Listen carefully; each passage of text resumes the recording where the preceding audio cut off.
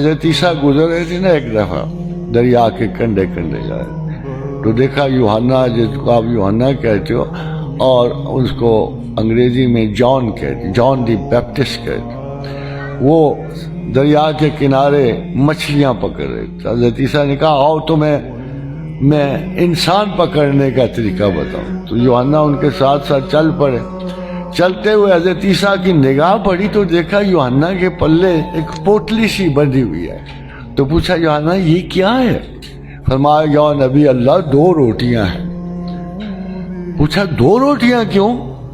کہ یا نبی اللہ ایک آج کے لیے ایک کل کے لیے رکھیے۔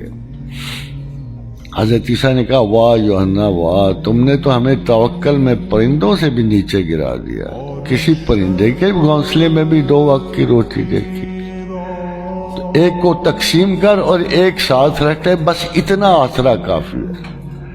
یہ سیکیورٹی ہے جو ہمیں خوف زدہ کرتی ہے۔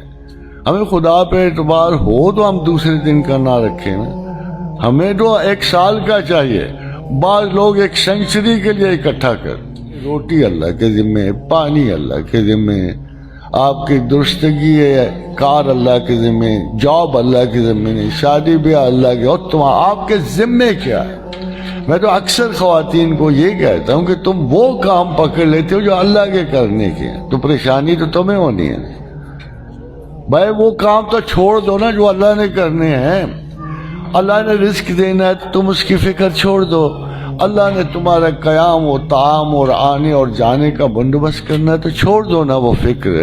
یہ میں نہیں کہہ رہا، دیکھو آپ کہتے ہیں کہ میں کماتا ہوں، کوئی کہتا ہے میری بیوی کماتی، کوئی کہتا ہے میرا خامد کماتا ہے، کوئی تو میرے بچے کماتے ہیں، یہ بہت بڑا جھوٹ ہے۔ اس لیے کہ آپ ہو کتنے، دنیا میں کتنی کس قسم کی مخلوقات ہیں، ان میں سے آپ کا کیا رینک ہے، آپ کتنی مخلوقات کا درجہ رکھتے ہو؟ آپ کو پتہ ہے دنیا میں کتنی مخلوقات ہیں؟ 13 لاکھ، اور 13 لاکھ میں سے آپ کتنے ہو؟ 1۔ اب مجھے آپ خود غور کر کے بتاؤ کہ 13 لاکھ میں سے 1 مخلوق کیسے دعویٰ کر سکتی کہ رزق میں کماتی ہوں؟ وہ باقی کدھر جائیں گے؟ زمین و آسمان میں یہ پوری بکھری ہوئی کائنات جو ہے یہ کدھر جائے گی؟ یہ کیا کرتی ہے؟ اپنا رزق کہاں سے کماتی؟ مگر کیا افسانہ حیات ہے، ساری عمر محنت کی، مکان بنائے، پیسے اکٹھے کیے، بچوں کی فکر کی، یہ سوچ کے کہ ہم ان کے خالق و مالک و وارث ہیں، مگر کتنا افسانہ ہوتا ہے، کتنا جھوٹ ہوتا ہے۔ جب آپ کھل کے کھانے کے قابل ہوئے، کبھی ایک مرد سے آشنائی، کبھی دوسرے مرد سے آشنائی، کھانا گیا، خالی احتیاط پہ جی رہے ہیں، پانیوں پہ جی رہے ہیں، and when they were able to use that money they would بلاوا آ جاتا ہے، حکم آ جاتا ہے کہ بس بھائی تمہاری ڈیوٹی ختم ہو گئی، تو پھر ہمیں کس لیے بھیجا گیا؟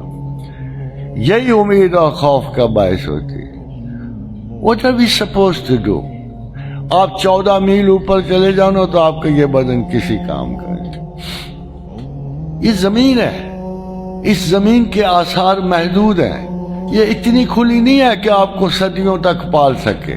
200-300 سال رہ گئے ہیں، سائنسدان کہتا ہے 300 سال اور ہے دنیا، اور ہمارے حساب سے کچھ 400 سال ہوگی، 450 سال ہوگی۔ یہ محدود ہے، اس میں زندگی محدود ہے۔ کیا ہم بس اسی لیے آئے اور مر گئے؟ اور اتنی ساری تکمیل حیات کے بعد بھی ہم اس خوف سے نہیں بچ سکتے۔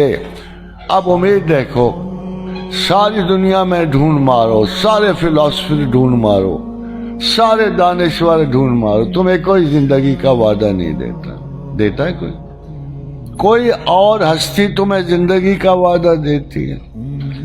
اتنی بیچارگی کی زندگی ہے۔ وہ جاپان میں پتہ کیا کرتے ہیں، ان کو محبتانہ کو ہو نا، وہ پہاڑ کی چوٹی پہ چڑھ جاتے ہیں اور وہاں کوئی یوم وصال منا رہے ہوتے ہیں۔ جس دن ان کا کوئی دوست، کوئی اپنے یہ جو گرل فرینڈ بوائے فرینڈ نہ آئے، اسی دن وہ اوپر سے چھلانگ لگا کے خودکشی کر سکتے۔ انسان تو اس قابل نہیں ہے۔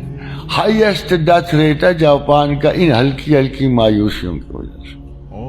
میں آئرلینڈ سے ہو کے آیا تو مجھے ڈاکٹرز کہنے لگے کہ every 3rd case is suicidal.